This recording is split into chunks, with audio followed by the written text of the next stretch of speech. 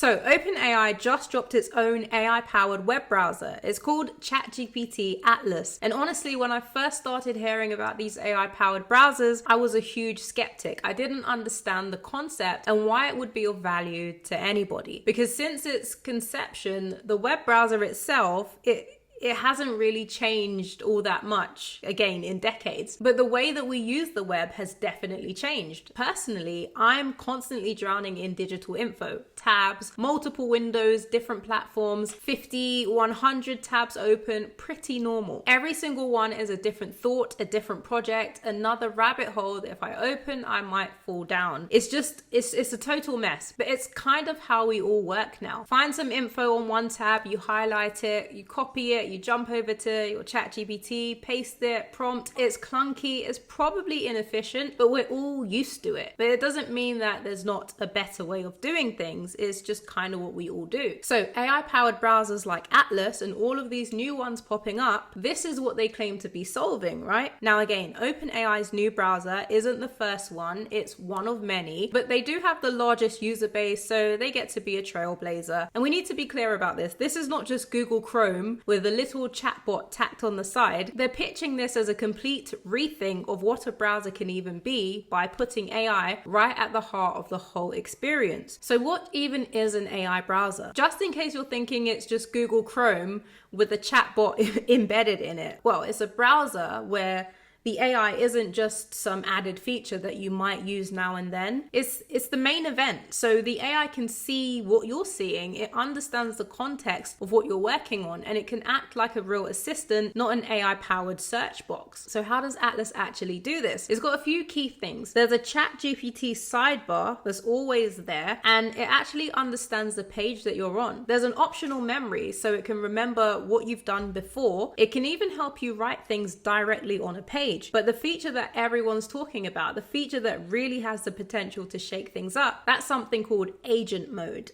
Now, agent mode, this is by far the most ambitious part of the whole thing. Imagine you give it a really complex task, something like, hey, find and compare the best flights to Tokyo for next month. Instead of you having to go and open 10 different airlines and travel compare sites, the agent just does it for you. So it goes to the sites, it checks, it clicks the buttons, it fills out the forms, and it brings the results back to you. I actually really like this example because that is by far the most stressful part of finding a flight, and it doesn't matter which comparison site you're on, it's annoying. So now you have your own personal navigator for the web. But is it actually ready to be released into the wild? I mean, this is a version 1.0 product, right? So as you'd expect, it's a weird mix of some truly mind-blowing innovation and some pretty significant early stage problems. So let's break it down. What's working and what really isn't? Just looking at it from a high level, you can already see the trade-offs pretty clearly. On one hand, the AI integration is just seamless and is built on a foundation that we all know, like, and somewhat trust. But one is only for Mac users right now, which is not a huge problem. Create something, test it out on one platform, roll it out to the others. Cool. But that big feature, the agent mode, is painfully slow, and there are some pretty big security questions popping up. But let me start with the positives, because there's a lot to like here. First off, this is without a doubt the most natural and integrated ChatGPT experience that you will get anywhere. Rightfully so. It really does speed up research because you're finally free from that copy-paste cycle. The privacy controls are decent. The memory feature is something that you have to choose to turn on, and that's a big one. It's built on Chromium, which makes it feel familiar, and it supports all of your favorite Chrome extensions. Very important. All right, but the bad is pretty significant. But if you're a fellow Mac user, it being on Mac doesn't really mean much, but that agent mode, which is the star of the show, is incredibly slow. And by slow, I mean minutes for tasks that some competitors can do in seconds, and a lot of the time it just fails. Even worse, security researchers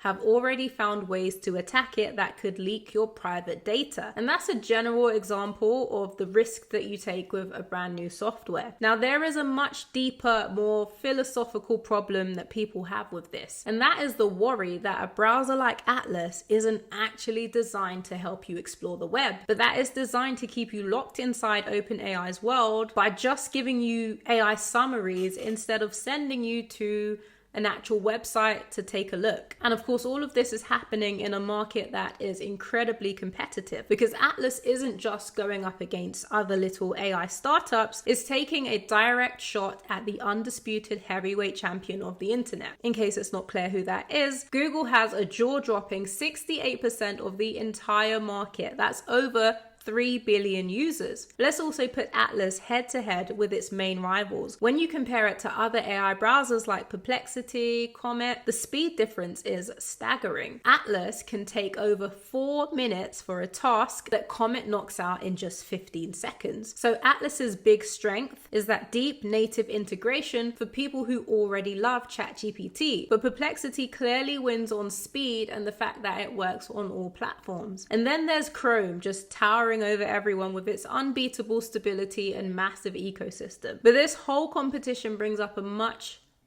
bigger question. What actually happens to the internet as we know it when browsers stop sending you to websites and instead just give you the answers themselves? And this isn't a hypothetical what if scenario. This is happening right now, because even before Atlas came along, 59% of all Google searches were already 0-click. We already had those updates. That means that more than half the time someone searches gets their answer right there on Google's page and never clicks through to an actual website. And the impact of this on websites is measurable and it's severe. Data shows that when Google's AI overviews show up, traffic to the original website, the ones that the AI learned from, drops by an average of almost 35%. For some publishers, it's a catastrophic business-ending 89% drop in traffic. But we have some clash here, right? Because the way that search has evolved, this is inevitable. The AI summarizes content that real people and companies paid to create. The user, which is all of us, gets the answer instantly, which is great for us. But the publisher, they lose the traffic, they lose the ad revenue, they lose the income that actually pays for them to create that great content in the first place. And if this keeps up, which it will, you have to ask, what's the incentive for anyone to create the original content that these AI models need to survive? And this is why the traditional way of SEO for clicks, visits, and views is rapidly dying, and the mindset around search and content needs to shift. And again, this is why I speak about branding and the overall holistic view of search optimization and being everywhere. But let me know your thoughts in the comments.